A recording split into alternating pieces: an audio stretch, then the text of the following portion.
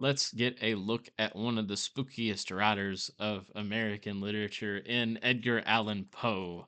We're going to dive into a little bit about him, but more so his works as a whole. Our objective for these training session notes is to explore the life and works of Edgar Allan Poe, focusing on his influence on literature and his most famous works, including the story referenced in the sample question at the end.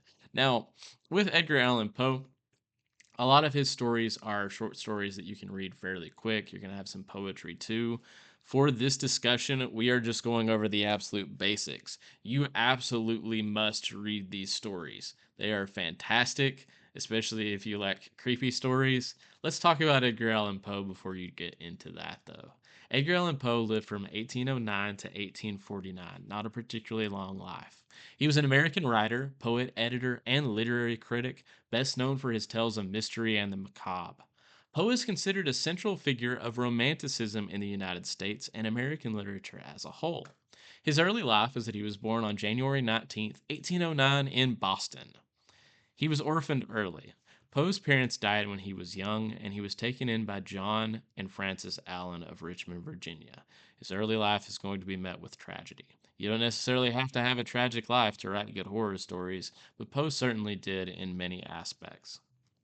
For his education, he attended the University of Virginia, but financial issues and personal problems led to his departure. Now, those reasons why he left, the personal problems, a lot of that centered around gambling. He had pretty high debts from gambling. His stepfather would not pay for it because he disagreed with him doing it to begin with. Financial problems are going to be a problem for Poe his entire life. Some of his early work, he began his literary career with a collection of poems, but he soon gained fame for his short stories and criticism. The Pit and the Pendulum, with an extremely kind of potentially gruesome photo over here on the right, illustrating what happens in the story. The story is about a prisoner of the Spanish Inquisition who faces torture and death in a dark underground cell. The themes of this are fear, time, and the unknown. Some key points for the story is the protagonist is subjected to various forms of psychological and physical torture. The pendulum, which you'll see here, and you might have seen other things in various other fiction of this blade going back and forth. It's moving slowly closer and closer and closer to the narrator of the story.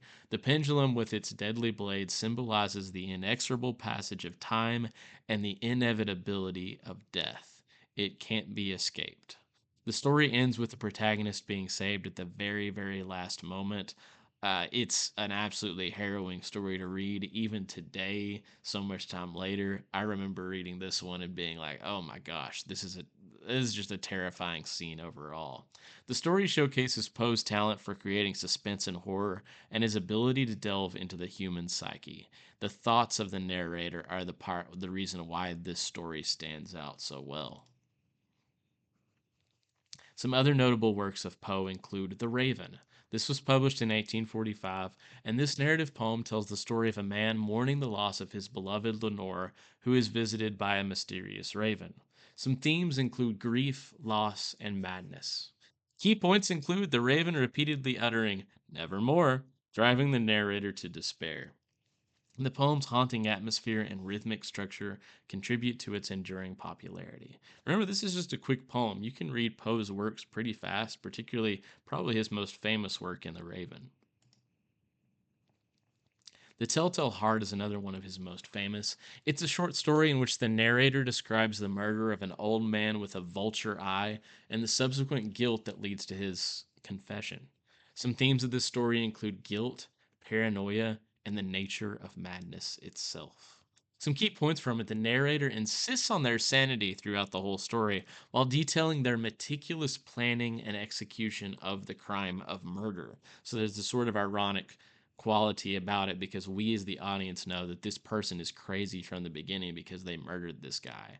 The beating of the old man's heart, heard only by the narrator, symbolizes overwhelming guilt. After murdering this man and stuffing his body beneath the floorboards, he feels like he can hear the pitter patter of the heart moving and beating constantly. Again, that madness taking over because of the theme of guilt.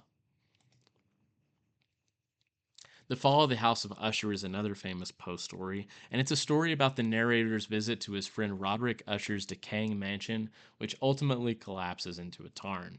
It has themes of madness, family decay, and the supernatural. The physical collapse of the house mirrors the mental disintegration of Roderick and his twin sister Madeline. The eerie atmosphere and detailed descriptions enhance a sense of dread you get reading this story. You know that things are going to go wrong.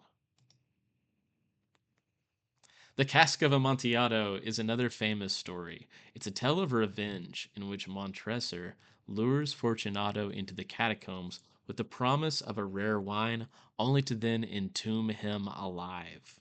It has themes of revenge, pride, and betrayal. Seeing a lot of dark themes with these Poe stories. You're beginning to probably get a sense of this guy's types of writing. It definitely fits into that theme of dark and macabre. Some key points is that Matresser's careful plotting and Fortunato's unsuspecting nature are going to drive that narrative form. The story's tension and dark humor make it a classic example of Poe's storytelling. This is another one that I remember sticking out to me when I read it as a much younger person. The Mask of the Red Death is a story about Prince Prospero's attempt to avoid a deadly plague by secluding himself and his guests in an abbey, only to be confronted by the personification of the Red Death. Now, the Red Death is a fictitious disease, but it doesn't really matter. This fear of disease, this fear of the inevitability of death, the fear of the unknown, the folly of trying to escape fate is going to tie in well with these themes. The vivid descriptions of the colored rooms and the masked figure create a surreal and ominous settings. The story's moral highlights the inescapability of death. So now that we've went through some extremely spooky discussions or discussions of spooky works of literature, see if you can answer this question. The Spanish Inquisition officials devised various methods of torture for the unnamed narrator in which Edgar Allan Poe short story? Is it The Cask of Amontillado, The Fall of the House of Usher, The Mask of the Red Death, or The Pit and the Pendulum? Take a second and see if you can remember. And the correct answer is going to be The Pit and the Pendulum. That story is going to have that pendulum swinging down. It's going to feature the Spanish Inquisition or have this historical tie in. The rest of these all have equally spooky and sometimes horrifying themes or things that happen in them, but The Pit and the Pendulum is that one. That's going to cap our discussion of Edgar Allan Poe. Go read some of his stories when you get the chance.